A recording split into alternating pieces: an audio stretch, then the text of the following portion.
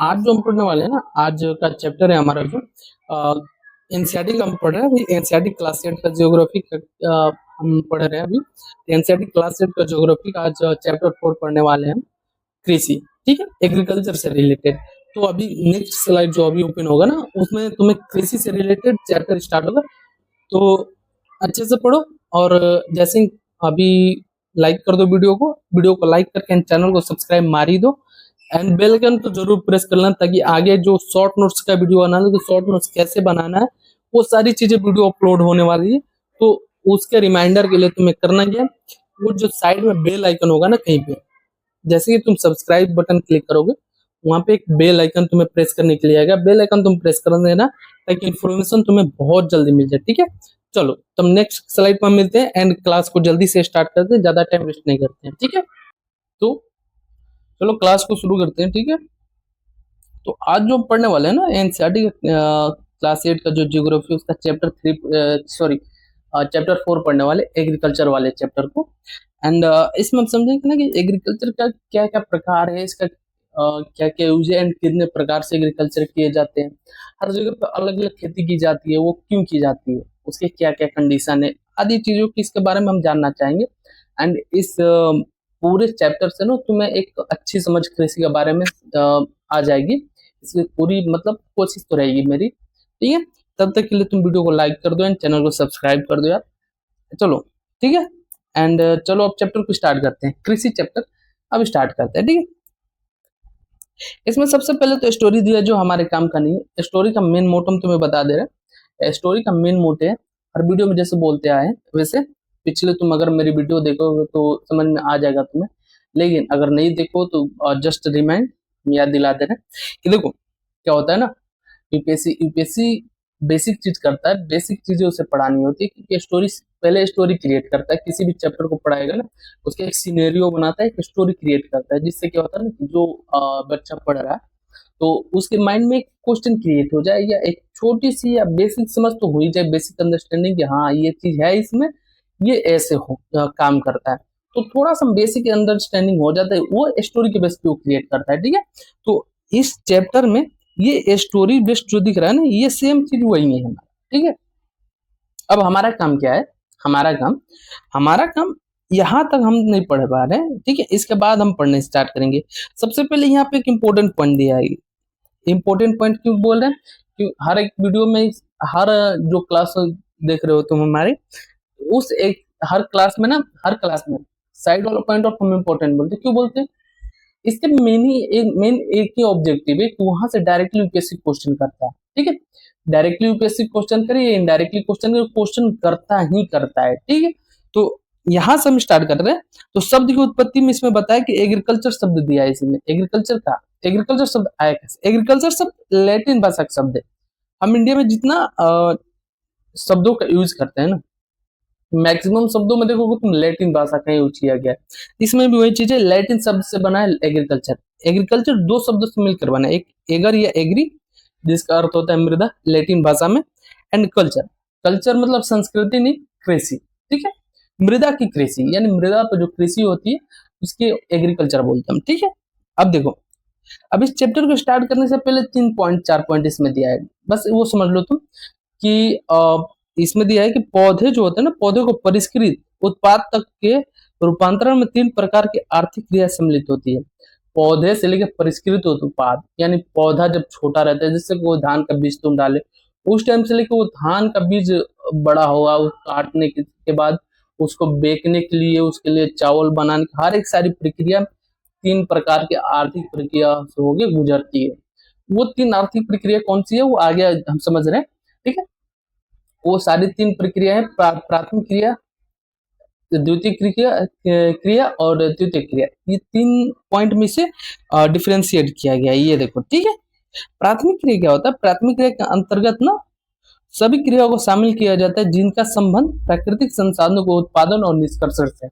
मतलब क्या, प्राथमिक क्रिया के अंतर्गत ये होता है ना कि देखो, प्राथमिक क्रिया के अंतर्गत प्राकृतिक संसाधनों को उत्पादन से लेके, जैसे धान का तुम बीज डाल रहे हो, बीज डालने से लेके उसका प्रसंस्करण, क्या बोल सकते हो उसको, एक निष्कर्षण इसमें दिया, जैसे सब निष्कर्षण मतलब धान बड़ा हुआ, तोड़ के घर तक लाए, वो सारी प्रक्रिया जो होगी ना प्राथमिक प्राथमिक क्रिया के अंतर्गत आएगी। ठीक है, अब प्राथमिक क्रिया के बाद आता है हमारा क्या, द्वितीयक क्रिया। द्वितीयक क्रिया में क्या होती है, जैसे धान तुम घर तोड़ के ला दो दिए, अब क्या करोगे तुम उसको, अब उसको तुम जैसे मशीन में डाल के उसकी भूसा जो होता है, उसको भूसी जो होता है उसको अलग करोगे एंड चावल को अलग करोगे, चावल खाने के लिए। ठीक है, अब तुम चावल को अलग किए, चावल जो अलग किए, आटा गेहूं लाए, गेहूं को पीस के आटा में कन्वर्ट किए, उससे रोटी बनाना लगे हम, तो वो सारी प्रक्रिया किसमें आती है, द्वितीय क्रिया में आती है। ठीक है, द्वितीय क्रिया इन संसाधनों के प्रसंस्करण से संबंधित है। ठीक है, प्रसंस्करण से संबंधित है, ये चीज समझो, प्रसंस्करण उसका मॉडिफिकेशन हो गया एक तरह से। ठीक है, उदाहरण के तौर पे इस्पात विनिर्माण, डबल रोटी पकाना और कपड़ा बुनना इन प्रक्रियाओं के क्या उदाहरण रूप में है। ठीक है, अब तीसरा पॉइंट हम देखते हैं। तीसरा पॉइंट हमारा तृतीय क्रिया। तृतीय क्रिया के अंतर्गत क्या प्राथमिक और द्वितीयक क्षेत्र में सेवा कार्यों द्वारा सहयोग प्रदान करती है। ठीक है, जैसे में तुम धान लेकर आए, उसको उसमें से चावल अलग कर लिए तुम, अब तृतीय क्रिया का काम अब यहाँ आ गया कि अब ये जो धान चावल बना है, ये आटा से रोटी बन गया, डबल रोटी बन गई, ब्रेड मान लो एक तरह से ब्रेड बन गया।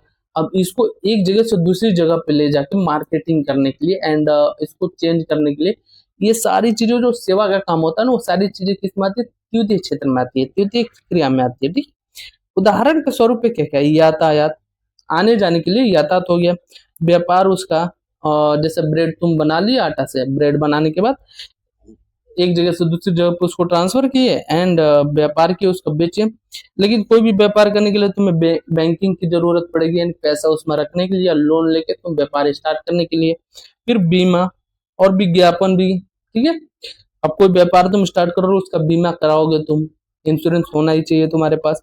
एंड विज्ञापन इसलिए कराया जाता है क्योंकि विज्ञापन दोगे ना तो कितना भी अच्छा तुम सब कोई भी चीज बना लो ना तुम, किसी भी चीज के लिए मेन मोटो तुम्हें बता रहे हैं, कोई भी चीज तुम कितना भी अच्छा बना लो, लेकिन उसका अगर विज्ञापन तुम नहीं कर रहे हो ना, वो चीज कितना भी अच्छा हो ना, वो पीछे ही होगा। ठीक है, तो विज्ञापन करना इसलिए जरूरी होता है। विज्ञापन किए तुम, ये सारी चीजें किस चीज में आती है, तृतीय क्रिया के उदाहरण के तौर पर इसको जानते हैं हम। ठीक है, कृषि क्या है, कृषि एक प्राथमिक क्रिया है, प्राइमरी है।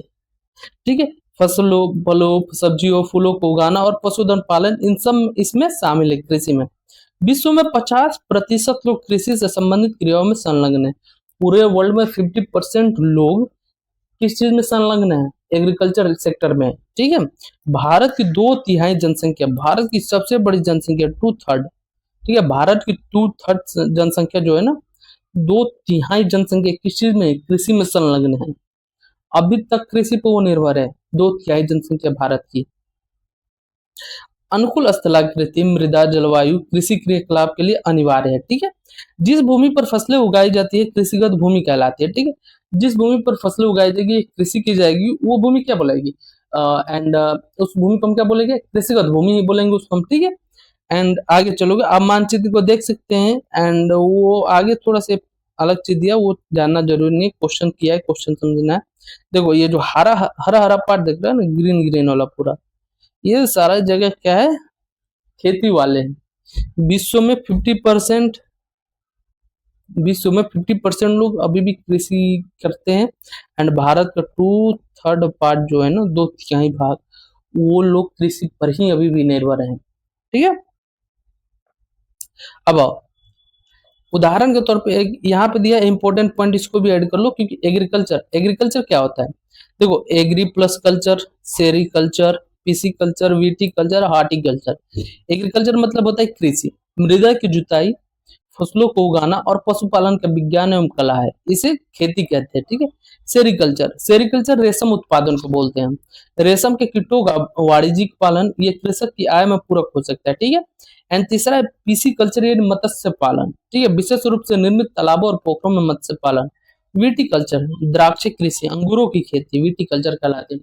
ये पॉइंट हम क्यों बता रहे हैं, ये सारी पॉइंट तुमसे डायरेक्टली यूपीएससी एज चीज क्वेश्चन कर देता है कि अंगूर की खेती को क्या कहते हैं या विटिकल्चर क्या होता है, तो वहां पे एकदम ब्लैंक ना हो जाए, इसके लिए थोड़ा थोड़ा पढ़ लो कि अपने शॉर्ट नोट्स में ऐड कर ही लो। ठीक है, क्योंकि मैं तो शॉर्ट नोट्स में ऐड कर रहा हूँ भाई, मैं अपने शॉर्ट नोट्स में ऐड कर रहा हूँ इस चीज को। कुछ टाइम हम तुमको अपने शॉर्ट नोट्स का एक दो पॉइंट मतलब एक दो पेज दिखाएंगे कैसे शॉर्ट नोट्स हम क्रिएट करते हैं, ठीक है। उसके लिए मतलब करना क्या है, तुम्हें सब्सक्राइब करके रखोगे एंड बेल आइकन प्रेस करके रख लो, ताकि जैसे ही वीडियो हम अपलोड करो उसके लिए शॉर्ट नोट्स के लिए तुम्हें सामने से दिख जाए वो, हाँ आ गया, तुम्हें नोटिफिकेशन मिल जाए, ठीक है। चलो अब आगे है हॉर्टिकल्चर यानी उद्यान कृषि, वाणिज्यिक उपयोग के लिए सब्जियों, फूलों और फलों को उगाना हॉर्टिकल्चर के अंतर्गत आता है, ठीक है। कृषि तंत्र, कृषि तंत्र कैसे है, मतलब कृषि तंत्र क्या है हमारा, ठीक है। कृषि या खेती को एक तंत्र के रूप में देखा जाता है। इसके महत्वपूर्ण निवेश, कृषि का महत्वपूर्ण निवेश यानी कृषि में महत्वपूर्ण जो इन्वेस्टमेंट होता है वो किस चीज में होता है। कृषि में महत्वपूर्ण जो इन्वेस्टमेंट होता है ना, वो बीज खरीदो, उर्वरक, मशीनरी और श्रमिक, ये सब में इन्वेस्टमेंट होता है कृषि में। अब इसके अलावा क्या इन्वेस्टमेंट करोगे तुम खेती में, अब खेती में और कुछ इन्वेस्टमेंट तो करोगे नहीं तुम, या तो निवेश करोगे, महत्वपूर्ण निवेश क्या, या तो तुम बीज खरीदोगे उसके लिए, अब बीज खरीदोगे, उर्वरक भी खरीदोगे एंड मशीनरी जो इसमें यूज होगी जैसे जुताई के लिए एंड आगे ले लो कि तुम मशीनरी मतलब और क्या, जैसे सिंचाई कर रहे हो उसके लिए, और श्रमिक जो ये काम करने के लिए मतलब उसमें है संलग्न है, उनको कुछ पैसे तो दोगे भाई, फ्री में तो काम कराओगे नहीं, तो उसके लिए श्रमिक, ये सारी चीज में तो इन्वेस्टमेंट करोगे तुम खेती में, ठीक है। अब आओ जुताई हो गया, बुआई हो गया, सिंचाई, निराई, कटाई आदि सारी प्रक्रिया इसमें की जाती है, ठीक है। देखो जुताई, खेत एक बार जो जुताई स्टार्ट में होती है, जैसे अभी धान रोपा गया होगा, हर तरह के जो गांव के लोगों को उनको आइडिया होगा, तो देखो पहले जुताई होता है, फिर पानी डाले, ठीक है, उसके बाद बीज डाले, ठीक है, बुआई उसको बोलते हैं हम, जो बीज डालते हैं हम उसको बुआई हो गया। फिर जब धान या कोई भी फसल बड़ा हो जाता है तो उसको क्या करते हैं हम, उसकी सिंचाई करना स्टार्ट करते हैं, खेतों में पानी डालने के लिए, ठीक है। फिर निराई कि उसमें मतलब जो फसल है, फसल के अलावा और भी कुछ एक्स्ट्रा चीज ना आए उसमें, जैसे वो फसल में की वृद्धि में रोक लग जाए या फसल अच्छा ना हो, तो उसके लिए निराई करके वो सारी चीजें छाट छाट के बाहर निकाल देते हैं खेत से हम, ठीक है। फिर लास्ट में हम कटाई करते हैं, ठीक है, काट के घर पे ले जाते हैं अपने सारे चीज को, ठीक है। इस तंत्र के निर्गतों के अंतर्गत फसल, ऊन, डेयरी और कुक्कुट उत्पाद भी आते हैं, ठीक है। फसल हो गया, ऊन आ गया, ऊन ऊन कैसा होता है, ऊन का उत्पादन, भेड़ बकरी जो पालते हो ना उसी से ऊन का उत्पादन होता है, ठीक है। डेयरी, गाय भैंस बकरी भेड़ सबके दूध होते हैं, और दूध से डेयरी का मतलब डेयरी उत्पाद मतलब क्या, दूध से उत्पादित होने वाले हर एक चीज। कुक्कुट उत्पाद, कुक्कुट उत्पाद मतलब मुर्गा, मुर्गी जो पालते हैं वो लोग, वो कुक्कुट बोलते हैं उनको हम, ठीक है। अब देखो कृषिगत भूमि की कृषि पद्धति क्या होती है, देखो फसल, या फसल एंड जुताई, बुआई, छिड़काव सारा खेत में हो गया, बीज, रसायन, मशीनरी में निवेश, ये तीन चीजों में यहाँ निवेश हो गया, या प्रक्रम हो गया, ये निर्गत, ठीक है। मानवीय निवेश, मानव का क्या क्या इसमें मतलब मानवीय निवेश के मतलब उसका क्या इन्वेस्टमेंट होता है मानव का, वो क्या क्या करता है, वो भंडारण, पहले सबसे पहले तो जान रसायन, रसायनों का प्रयोग करता है, जैसे उर्वरक उसमें किया, ये सब सारी चीजें ये ज्यादा यूज नहीं करनी होती है, लेकिन हल्का मात्रा में जब खेत की उर्वरता खत्म हो जाती है ना, तो किसान भी क्या करे, अब उर्वरता खत्म हो रही है तो उसके लिए कुछ तो डालेगा, उसको भी तो खाना है भाई, ठीक है। मशीनरी का उपयोग, अपने श्रम का उपयोग, फिर वो भंडारण भी करता है, ये सारा मानवीय निवेश है। जबकि भौतिक निवेश, भौतिक निवेश से क्या हो गया, फिजिकल इन्वेस्टमेंट क्या बोलते हैं हम, भौतिक निवेश यानी प्रकृति का क्या इसमें योगदान होता है, सूर्य का प्रकाश जरूरी है फसल के लिए, तापमान अनुकूल होना चाहिए, ढाल वाली मृदा या वर्षा वाली मृदा, हर जगह पे अलग अलग चीज का यूज किया जाता है, ठीक है। अब आगे आते हैं कृषि के प्रकार, कृषि के प्रकार पर जाने के पहले यहाँ पे एक इंटरेस्टिंग फैक्ट दिया है हमें, इसको भी हम इम्पोर्टेंट लिख लेते हैं। जैविक कृषि के बारे में बताए, इससे क्वेश्चन आया है यूपीएससी में, ठीक है। जैविक कृषि, जैविक कृषि क्या है, इस प्रकार की कृषि में रासायनिक खादों के स्थान पर जैविक खाद और प्राकृतिक पीड़कनाशी का उपयोग किया जाता है। जैविक कृषि में क्या किया जाता है ना, इसमें जो रासायनिक खाद हम यूज करते हैं, जैसे डाई बोलते हैं हम, डाई हो गया, यूरिया हो गया, ये सब, तो इनके स्थान पर जैविक खाद, यानी जैविक खाद यानी क्या, गोबर, गाय भैंस का गोबर हो गया, मल मूत्र जो होते हैं, एंड प्राकृतिक पीड़कनाशी का उपयोग इसमें कर देते हैं हम। अब प्राकृतिक पीड़कनाशी कैसे बोल सकते हैं, जैसे गाय वो जैसे गोबर वोबर सब उसमें डाल दिए, उसको मिक्स कर दिए, घूर बोलते हैं हम लोग, एक जैसे घूर। घूर इन द सेंस कैसे बता सकते हैं, जैसे चूल्हा तुम्हारे यहाँ जलता होगा, तो उसमें से जो राख निकलता है ना, वो सारा चीज खेत में डाल दिया जाता है। प्राकृतिक कीटनाशी उसी को बोलते हैं, उसको मिक्स कर देते हैं। जब जुताई होता है ना, जुताई के टाइम मिक्स कर देते हैं हम, तो वो जैविक कृषि में उसका यूज हो जाता है। ठीक है, फसलों का उत्पादन बढ़ाने के लिए कोई अनुवांशिक रूपांतरण नहीं किया जाता है कि हाइब्रिड जैसे अभी चल रहा प्रचलन में, हाइब्रिड बहुत ज्यादा लोग हाइब्रिड खेती कर रहे हैं, तो ये सारी चीजें उसमें नहीं की जाती। एग्जैक्ट मतलब जिस टाइम पे होता है उसी टाइम पे आराम से हो जाए, उसको कोई चेंजिंग। और हाइब्रिड वाला जो आ, हमारे पास पौधा होता है ना, उसका यूज इसमें हम नहीं करते हैं। ठीक है, अब कृषि के प्रकार पे आते हैं। कृषि कृषि का प्रकार भौगोलिक दशा, उत्पाद की मांग, श्रम और प्रौद्योगिकी स्तर के आधार पे आधारित होती है। ठीक है, कृषि का प्रकार भौगोलिक दशा हो गया, तुम्हारा उत्पाद हो गया, उत्पाद की मतलब मांग क्या है उस एरिया में, डिमांड क्या है, एंड श्रम और प्रौद्योगिकी कि उसमें कितना मेहनत लग रहा है, एंड टेक्नोलॉजी का कितने यूज हो रहा है। वो सारी चीजों के स्तर पर कृषि को दो भागों में बांटा गया है। एक है निर्वाह कृषि, एक है वाणिज्यिक कृषि। निर्वाह कृषि और वाणिज्यिक कृषि। अब निर्वाह कृषि, निर्वाह कृषि क्या होती है? निर्वाह कृषि के नाम से स्पष्ट होती है वैसी कृषि जो जीवन निर्वाह के लिए किया जाए, जिसे जीवन हम सुखद बना सके, वो निर्वाह कृषि है। इस प्रकार की कृषि कृषक परिवार की आवश्यकताओं को पूरा करने के लिए की जाती है। ठीक है, जो कृषि करता है कृषक परिवार, वो निर्वाह कृषि के अंतर्गत क्या करता है, अपनी जरूरत वाली आवश्यकताएं जो होती है ना, उसको पूरा करने के लिए, हाँ लिमिटेड है, वो निर्वाह कृषि कहलाती है। ठीक है, पारंपरिक रूप से कम उपज प्राप्त करने के लिए निम्न स्तरीय प्रौद्योगिकी और पारिवारिक श्रम का उपयोग किया जाता है। ठीक है, इसमें कम उपज प्राप्त करने के लिए क्या निम्न स्तरीय के प्रौद्योगिकी का यूज किया जाता है, मतलब ज्यादा एफर्ट नहीं डाला जाता है, क्योंकि अपनी जरूरत के अनुसार निकल जाए उसमें से वही इनफ है। अब जब अपने अनुसार निकलेगा उसके लिए मतलब, तो वो क्या करेगा, उसमें ज्यादा इफेक्ट मतलब वो नहीं डालेगा, क्या बोलते उसको, फोर्स नहीं करेगा। ये कोई काम ज्यादा हेवी वाला काम उसके पास नहीं होगा, या ज्यादा उसके पास टेक्नोलॉजी यूज करने के लिए पैसे नहीं होंगे, ये सारी चीजें हैं इसमें। ठीक है, निर्वाह कृषि को पुनः गहन निर्वाह कृषि और आदिम निर्वाह कृषि के रूप में व्यक्तित किया जाता है। निर्वाह कृषि भी दो प्रकार में चीजों में चेंज होती है। कौन कौन सी? एक गहन निर्वाह कृषि और एक आदिम निर्वाह कृषि में वर्गीकृत किया जाता है इसको। गहन निर्वाह कृषि क्या होती है? गहन निर्वाह कृषि में किसान एक छोटे भूखंड पर साधारण औजारों और अधिक श्रम से खेती करता है। ठीक है, गहन निर्वाह कृषि में क्या होता है ना, किसान के एक छोटा सा भूखंड है, छोटा सा खेत है, छोटे से खेत में वो क्या करता है, छोटे से खेत में वो साधारण औजार होगी, जैसे सिर्फ कुदाल फावड़ा, ये मतलब ये सब से यूज करके नॉर्मल काम करता है, ज्यादा मतलब टेक्नोलॉजी या ज्यादा गहन काम नहीं करना चाहता है इसमें, छोटे से भूखंड पे आराम से करता है। अधिक धूप वाले दिनों में युक्त जलवायु और उर्वर मृदा वाले खेत में एक वर्ष में एक से अधिक फसलें उगाई जा सकती है। ठीक है, अधिक धूप वाले दिनों युक्त जलवायु और उर्वर मतलब खेती करने लायक जो मृदा होगी, जो उर्वरक होगी कि मतलब वहां पे अच्छे से तुम खेती कर पाओ, तो उस जगह पे एक वर्ष में एक से अधिक फसलें को हम उगा सकते हैं। उदाहरण के लिए चावल यहाँ के मुख्य फसल होती है, उदाहरण के लिए। ठीक है, गहन निर्वाह कृषि जहाँ होती है, जिस क्षेत्र में होती है, वहां पे चावल मुख्य फसल होती है। अन्य फसलों में जैसे गेहूं हो गया, मक्का हो गया, दलहन हो गया, तिलहन हो गया, ये सब सारी चीजें। अब तुम्हारा काम क्या, तुम्हारे घर में या तुम्हारे गांव में कितने प्रकार के मतलब तुम एक सीजन में 365 डेज, एक साल में ले लो, एक साल में कितनी बार खेती चेंज होती है? जैसे एक बार चावल रोपती है, फिर गेहूं रोपती है, या और कौन कौन सी की जाती है, कमेंट में बताओ हमको जल्दी से, बस जल्दी से कमेंट में बता दो।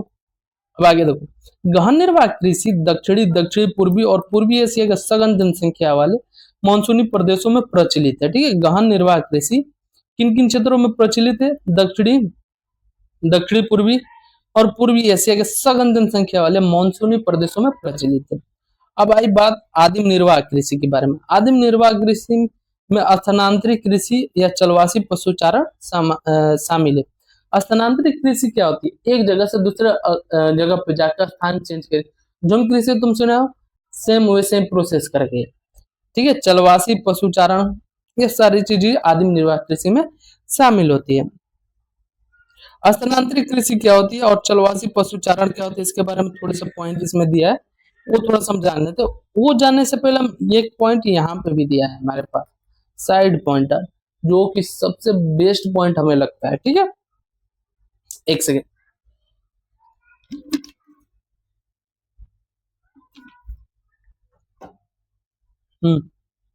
चलो, स्थानांतरित कृषि विश्व के विभिन्न भागों में विभिन्न नामों से जानी थी। स्थानांतरित कृषि जो है वो विश्व में, वर्ल्ड में अलग अलग नामों से जानी जाती है। जैसे झूमिंग, उत्तर पूर्वी भारत में झूमिंग यानी झूम कृषि। वही सेम चीज स्थानांतरित कृषि हम जो बताए थे, एक जगह से उपज करना स्टार्ट किए, वहाँ उपज कम हुआ या मिट्टी जो हुई उर्वर कम हो गई, तो उस जगह छोड़कर फिर दूसरी जगह पे चेंज करके चले गए, फिर वहां पे किए, फिर वहां से चेंज करके इस पे आए या कहीं और चले गए जहां पे हो। ठीक है, मिल्पा मैक्सिको, रोका ब्राजील, लदांग मलेशिया। ठीक है, स्थानांतरित कृषि क्या होता है? स्थानांतरित कृषि अमेजन बेसिन के सघन वन क्षेत्रों, उष्णकटिबंधीय अफ्रीका, दक्षिण पूर्व एशिया और उत्तर पूर्वी भारत के भागों में प्रचलित है। ठीक है, स्थानांतरित कृषि जो है ये भारत में भी प्रचलित है, उत्तर पूर्वी भारत में प्रचलित है। और अमेजन बेसिन के सघन वन क्षेत्रों में, उष्णकटिबंधीय अफ्रीका, दक्षिण पूर्व एशिया आदि क्षेत्रों में भी है, अभी प्रचलित है। स्थानांतरित कृषि कैसे स्थानों पे होती है? ये देखो, ये भारी वर्षा और वनस्पति के तीव्र पुनर्जनन वाले क्षेत्र है। ठीक है, वृक्षों को काटकर और जलाकर भूखंड को क्या किया जाता है? साफ किया जाता है। जैसे झूम कृषि में किया जाता है कि एक जगह पे हम खड़े हैं, वहां पे क्या वृक्ष हो गए या सारी झाड़ियां होगी, सबको साफ करके उनको जला दिया जाता है। एंड भूखंड को क्या कर दिया जाता है? जला वला के भूखंड को क्या कर देते हैं? साफ कर देते हैं एकदम। तब राख को मृदा में मिलाया जाता है। ठीक है, जैविक कृषि याद आ रहा है तुम्हें?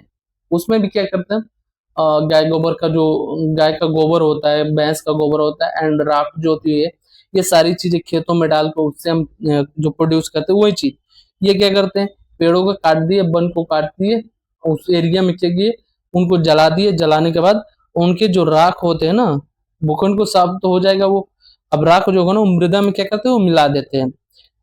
तो ये मृदा क्या हो जाती है? मक्का, रतालू, आलू, कसावा जैसी फसलों को उगाया जाता है। तब यहाँ पे क्या हो जाता है, क्या क्या उगा सकते हैं? मक्का, रतालू, आलू और कसावा। ठीक है, भूमि की उर्वरता की समाप्ति के बाद ये भूमि छोड़ दी जाती है। ठीक है, समझ में जो कृषि वाली कॉन्सेप्ट। अब इस बात पे एक लाइक बनता तो है। और कृषक नए भूखंड पर चला जाता है। ठीक है, और कृषक क्या करता है? एक नए भूखंड पे मतलब माइग्रेट कर जाता है, चले जाता है, क्योंकि ये वाला जो भूखंड है ना, वहां पे उर्वरक शक्ति समाप्त हो चुकी है, यहाँ पे उर्वर हो नहीं रहा, अभी दूसरे पार्ट पे चला जाता है। फिर स्थानांतरित कृषि को कर्तन एवं धन कृषि के रूप में भी जाना जाता है। जो स्थानांतरित कृषि है उसको कर्तन एवं धन कृषि के रूप में भी जाना जाता है। चलो, चलवासी पशुचारण। चलवासी पशुचारण क्या होते हैं? सहारा के अर्ध शुष्क और शुष्क प्रदेशों में, मध्य एशिया और भारत के कुछ भागों जैसे राजस्थान हो गया तथा जम्मू कश्मीर हो गया में ये चलवासी पशुचारण प्रचलित है। क्यों? क्योंकि पशुओं को लेके इधर से उधर जाते हैं, पशुचारण करते हैं, एक जगह पे नहीं करते, वो अलग अलग जगह पे जाके करते हैं। इस प्रकार की कृषि में पशुचारक अपने पशुओं के साथ चारे और पानी के लिए एक स्थान से दूसरे स्थान पर निश्चित मार्गों से घूमते रहते हैं। ठीक है, अपने जो पशु पाल के रखे ना, ये राजस्थान और जम्मू कश्मीर में मैक्सिमम ये चीज देखने को मिलता है।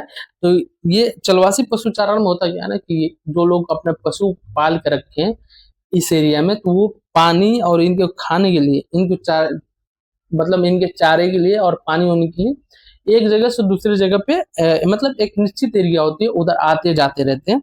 इस प्रकार की गतिविधि जलवायु बदलाव और भूभाग की प्रक्रिया स्वरूप उत्पन्न होती है। ठीक है, जलवायु बदलाव क्लाइमेट कंडीशन पर डिपेंड करता है वो।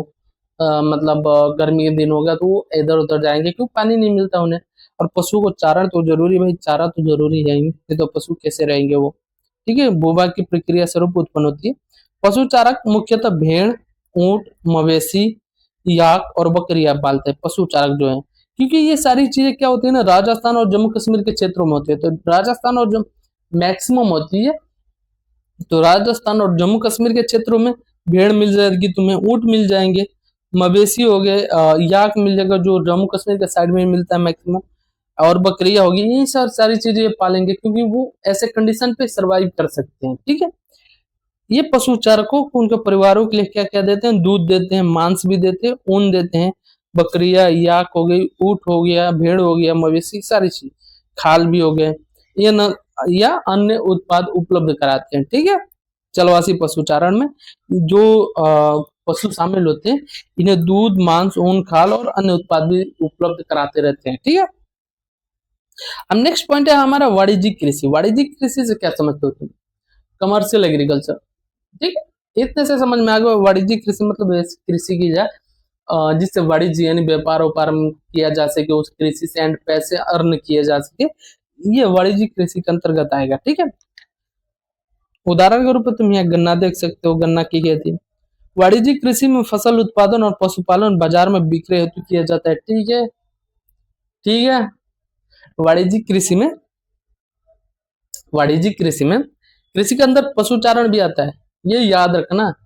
यहाँ पे बहुत लोग फंस जाते हैं कि जैसे कृषि के अंतर्गत कौन कौन से आते हैं, अब दे दिया उसमें एक पशुचारण या पशु पालना, पशुपालन लिख दिया, या वो लिख दिया, क्या बोलते उसको, पशुचारण भी लिख दिया, ये सब सारी चीजें लिख दिया, तुम क्या करोगे, कैंसिल करने नहीं, कृषि में ये थोड़ा आएगा, पशुपालन है, पशुपालन भी आता है कृषि में, ना ध्यान रखना। ठीक है, वाणिज्यिक कृषि, वाणिज्यिक कृषि में क्या, फसल उत्पादन और पशुपालन बाजार में बिक्री के लिए किया जाता है। पशुपालन जो किया जाएगा एंड जो खेती की जाएगी ना, वो बाजार के पर्पज से की जाएगी कि मार्केट में इसका क्या भाव चल रहा है एंड मार्केट में इसको बेचना है, उसके बेसिस पे वाणिज्यिक कृषि जो कृषि की जाएगा ना, वो उसी के लेवल पे की जाएगी, उसी के मिलता जुलता। निर्वाह कृषि जो होती है ना, वो जीवन निर्वाह के लिए की जाती है कि हाँ हम खाए पिए मस्त, बस बेचने की कोई आवश्यकता नहीं है मेरे पास, मेरे खाने के लिए बस होना चाहिए। ठीक है, वो निर्वाह कृषि होगी। एंड वाणिज्यिक कृषि, खा तो रहे हैं, अब इसमें से बेचेंगे हम, मार्केट में बिक्री करेंगे इस प्रोडक्ट को, ये होगी क्या, वाणिज्यिक कृषि होगी। ठीक है, इसमें विस्तृत कृषि क्षेत्र और अधिक पूंजी का उपयोग किया जाता है। ठीक है, सिंपल सा बात है, जब भारी मात्रा में उगाओगे इसके लिए कम पैसे लगेंगे, मनी लगेगी। ठीक है, इसके लिए बहुत बड़ा क्षेत्र भी चाहिए, क्योंकि एक ही क्षेत्र में कितना मतलब खेती कर पाओगे, खेत थोड़ा सा बड़ा हो। अब निर्वाह, जीवन निर्वाह करना है तो छोटा खेत भी हो तो उसमें मेंटेन कर लेंगे, क्योंकि उन्हें ही खाना है भाई, जो करना है। लेकिन अब तुम्हें बेचना है, बेचना जब है तो जगह थोड़ी सी बड़ी होनी चाहिए एंड प्रॉफिट तो तुम ज्यादा अर्न करना चाहोगे ना, उसके लिए। ठीक है, अधिकांश कार्य मशीनों द्वारा इसमें किया जाता है वाणिज्यिक कृषि में, क्योंकि इससे काम जल्दी हो जाता है एंड पहला चीज काम ज्यादा हो जाएगा, और दूसरा चीज मशीनों को उपयोग के फायदे हैं कि काम तुम इससे ज्यादा निकाल लोगे मशीनों से। काम निकालने के बाद वो सारी चीजें अवॉइड कर सकते हो जो मनुष्य अपने आप से अवॉइड नहीं कर पाता है। ठीक है, वाणिज्यिक कृषि में वाणिज्यिक अनाज कृषि, मिश्रित कृषि और रोपड़ कृषि भी शामिल है। तीन चीजें इसमें बता दी, एक अनाज कृषि, एक मिश्रित कृषि हो गया, एक रोपड़ कृषि। वाणिज्यिक मतलब जो कृषि की जाती है उसके अंतर्गत वाणिज्यिक अनाज कृषि क्या होती है, वाणिज्यिक अनाज कृषि में फसलें वाणिज्यिक उद्देश्य से उगाई जाती है, जैसे गेहूं हो गया, मक्का हो गया। ठीक है, वाणिज्यिक जो अनाज कृषि होगी, वाणिज्यिक अनाज कृषि से मतलब ऐसे ही समझ में आ रहा है कि मतलब जो अनाज का उत्पादन वाणिज्यिक पर्पज से उसकी कृषि की जाए जिस अनाज की, वो वाणिज्य अनाज कृषि के अंतर्गत आएगा। उदाहरण के स्वरूप पे गेहूं हो गया, मक्का हो गया, ये सारी चीजें जो है ना समान रूप से मतलब सामान्य रूप से जनरल रूप से गेहूं और मक्का उगाई जाती है वाणिज्यिक अनाज कृषि के अंतर्गत। ठीक है, इनका उत्पादन उत्तरी अमेरिका, यूरोप, एशिया के शीतोष्ण घास मैदान के वाणिज्यिक अनाज कृषि के प्रमुख क्षेत्र हैं। वाणिज्यिक अनाज कृषि के प्रमुख क्षेत्र कौन कौन से हैं? उत्तरी अमेरिका होगी, यूरोप होगी, एशिया हो गया। ठीक है, एशिया के जो शीतोष्ण घास के मैदान है वो ज्यादा है। अच्छा, ठीक है, ये क्षेत्र सैकड़ों हेक्टेयर के बड़े फॉर्म से विरल आबादी वाले क्षेत्र हैं। ठीक है, विरल आबादी वाले क्षेत्र हैं। अत्यधिक ठंड वर्धन काल को बाधित करती है और एक ही फसल उगाई जा सकती है। जब ठंड बहुत ज्यादा होगी ना, देखो गेहूं ठंड में ही रोपी जाती है, लेकिन एक जो टेम्परेचर का अमाउंट होता है ना, वो लिमिटेड ही होता है गेहूं के लिए, कि इस टेम्परेचर तक ही गेहूं हो पाएगा, इससे ज्यादा होगा तो गेहूं क्या होगा, सड़ जाएगा या खराब हो जाएगा। ठीक है, तो जब अत्यधिक ठंड होगी ना, एक टाइम तक तो गेहूं तुम उगा लीजिए ऐसे शीतोष्ण क्षेत्रों में, क्या किया, एक टाइम के तक तुम गेहूं उगा लिया, एंड फिर उसके बाद फिर से तुम सोच के गेहूं उगा ले, तो बहुत ज्यादा ठंड पड़ रही है। अब ज्यादा ठंड होने की वजह से ये भी सड़ेगी, इसमें रिस्क लेना जरूरी नहीं, धान होगा नहीं। तो मैक्सिमम क्या होता है, साल में एक ही फसल उगाया जाता है यहाँ पे ऐसी जगहों पे, ठीक है।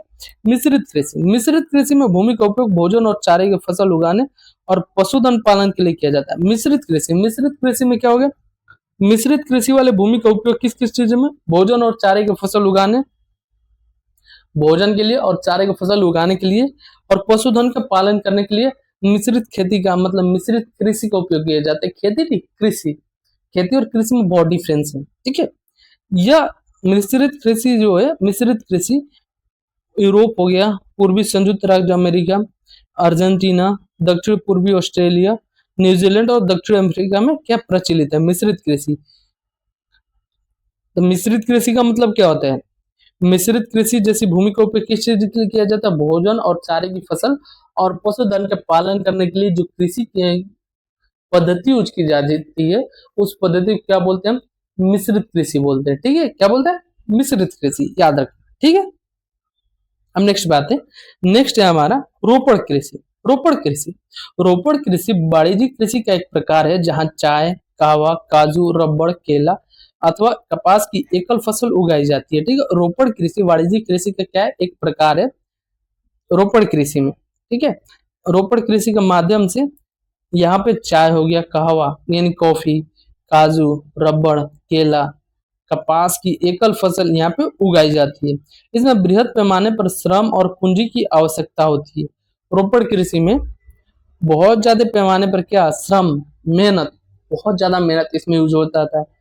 ह्यूमन जो फोर्स यानी मानव बल जो होता है ना, मानव श्रम बहुत ज्यादा इसमें यूज होता है रोपड़ कृषि में, ठीक है। पूंजी की आवश्यकता भी होती है, पैसे भी बहुत ज्यादा लगती है, यानी कि बस मानव बल यानी ह्यूमन फोर्स ये सब तुम यूज कर पा रहे हो, मानव श्रम का यूज करके बस नहीं हो जाएगा, इसमें पैसे भी बहुत ज्यादा लगते हैं रोपड़ कृषि में, ठीक है।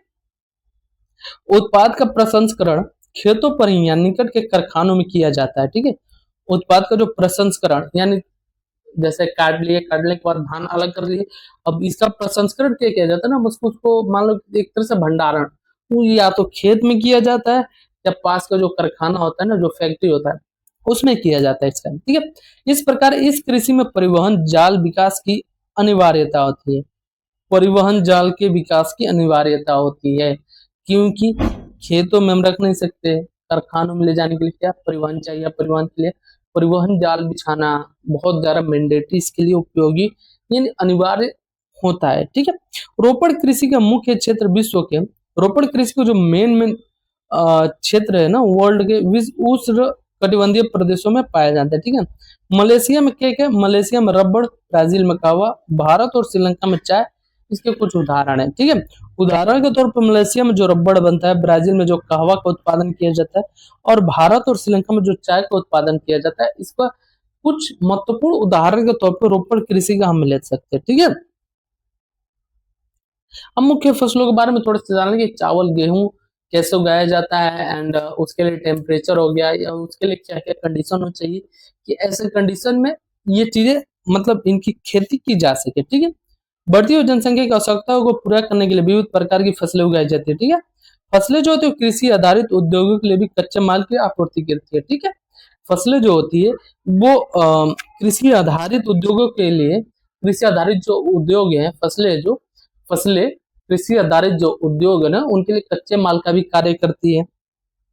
गेहूं हो गया, चावल हो गया, मक्का हो गया, बाजरा हो गया, ये मुख्य खाद्य फसलें, खाद्य मतलब खाने वाली फसलें हैं, ठीक है।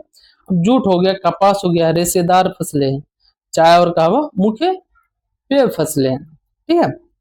अब आओ चावल, चावल के बारे में थोड़ा सा, ये विश्व का मुख्य खाद्य फसल, वर्ल्ड की जो मुख्य खाद्य फसल है वो चावल है, ठीक है। चावल क्या होता है, चावल कहाँ कहाँ उगता है, ये उष्ण कटिबंधीय और उपोष्ण कटिबंधीय क्षेत्रों में का मुख्य आहार है। उष्ण कटिबंधीय और उपोष्ण कटिबंधीय प्रदेशों का ये मुख्य आहार है चावल, ठीक है। एक सेकंड, ये बंद हो गया, हाँ, चावल आधार है, ठीक है।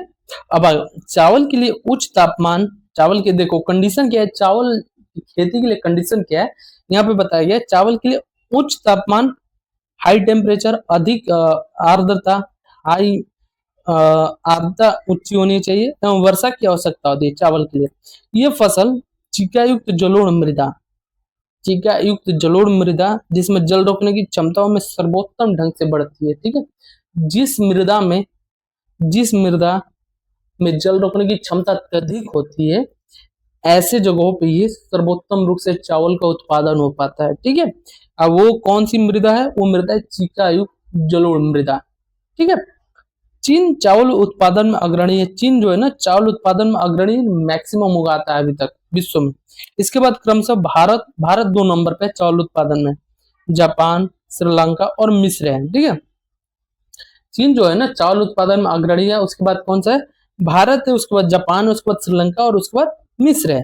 ठीक है, अनुकूल जलवायु दशाओं जैसे पश्चिमी बंगाल और बांग्लादेश में एक वर्ष में 2 से 3 फसलें उगाई जाती है। एक साल में 2 से 3 फसलें तो बिहार में उगाई जाती है।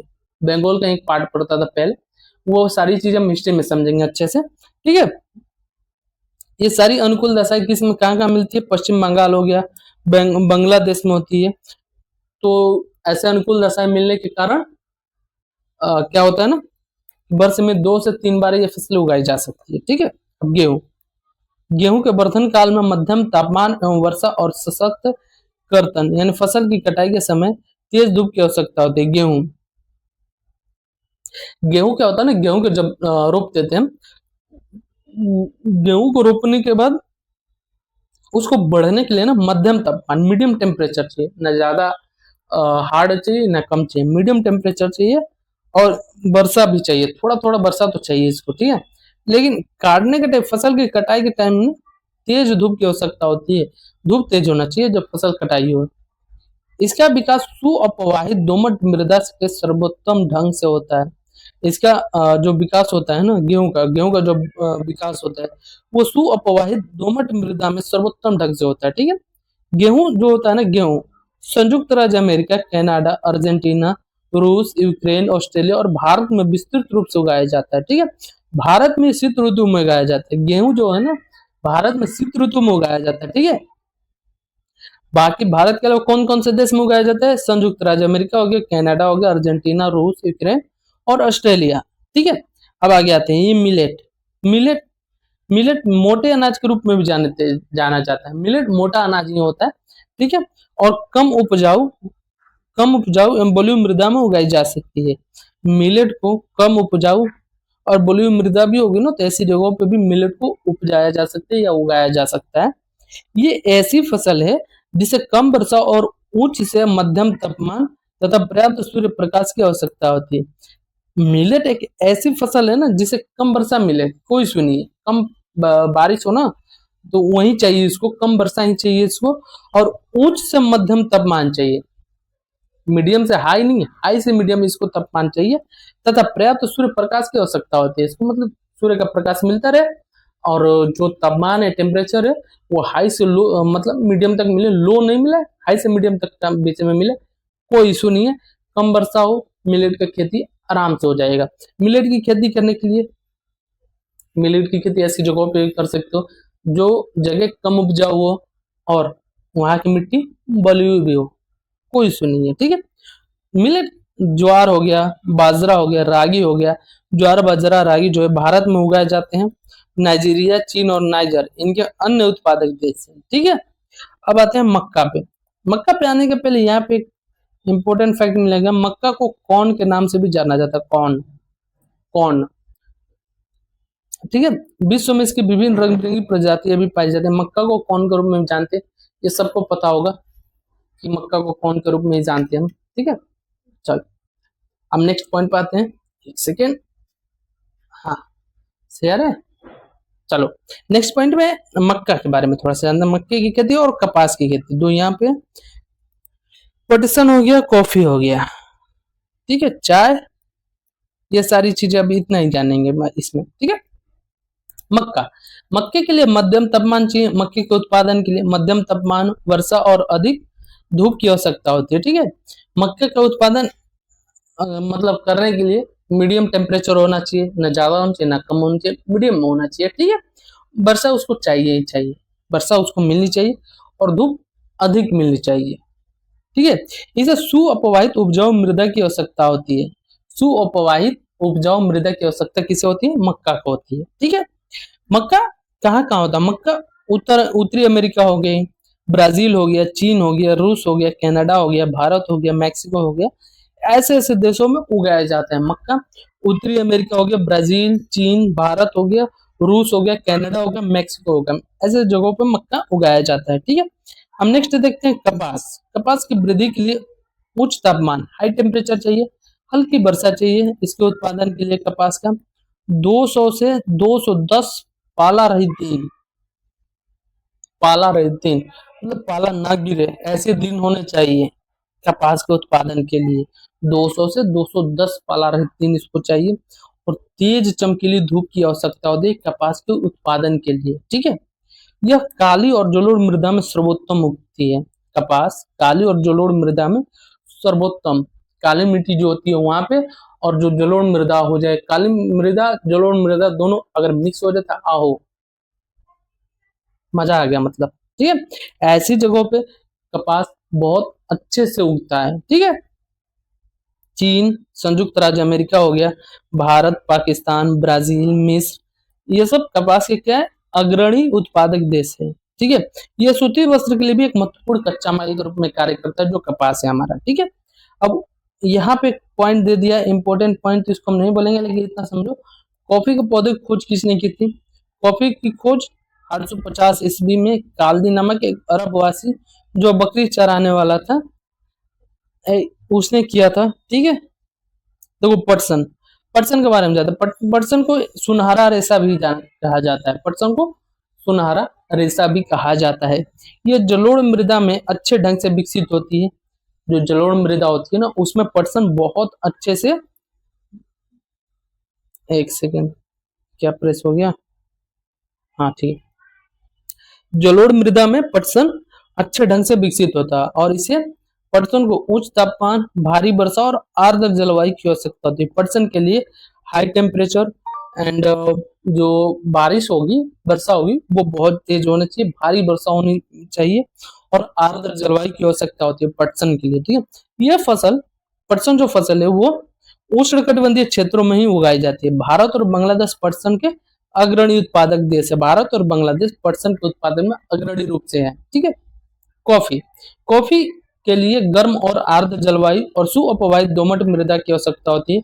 कॉफी के लिए गर्म और आर्द्र जलवायु चाहिए, और सुअपवाहित दोमट मृदा में कॉफी अच्छे से होता है। ठीक है, इस फसल की वृद्धि के लिए पर्वतीय ढाल अधिक उपयुक्त होता है। कॉफी के उत्पादन के लिए पर्वतीय ढाल अत्यधिक उपयुक्त होता है। ठीक है, ब्राजील कॉफी का अग्रणी देश है। ब्राजील जो होता है ना, ब्राजील जो देश है वो ये कॉफी के उत्पादन में सबसे अग्रणी देश है। ठीक है, इसके पश्चात कोलंबिया हो गया और भारत भी हो गया। ठीक है, ब्राजील के बाद कोलंबिया और भारत देश है जो कॉफी का उत्पादन में अग्रणी उत्पादक है। ठीक है, अब आते हैं चाय के में। चाय की रोपण कीजिए। चाय बागानों में उगाई जाने वाली एक पेय फसल है। चाय और कॉफी, कॉफी या कहवा बोल सकते हो, ये पेय फसल है। चाय बागानों में उगाई जाने वाली पेय फसल बागानों में उगाई जाती है। इसकी कोमल पत्तियों की वृद्धि के लिए ठंडी जलवायु।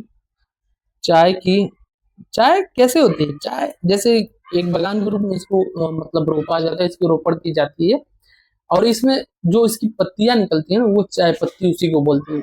उसी से सारे चीज, सारा कंडीशन उसी से होता है हमारा। ठीक है, तो चाय की पत्ती जो होती है ना, वो बहुत कोमल होती है, और इसको वृद्धि के लिए इसकी ठंडी जलवायु और वर्ष वर्ष समवितरित उच्च वर्षा की आवश्यकता होती है। ठीक है, समवितरित मतलब इक्वली, इक्वली जो होती है ना, बारिश की आवश्यकता और ठंडी जलवायु की आवश्यकता होती है। ठीक है, इसके लिए सुअपवाहित दोमट मृदा और मंद ढाल की आवश्यकता होती है।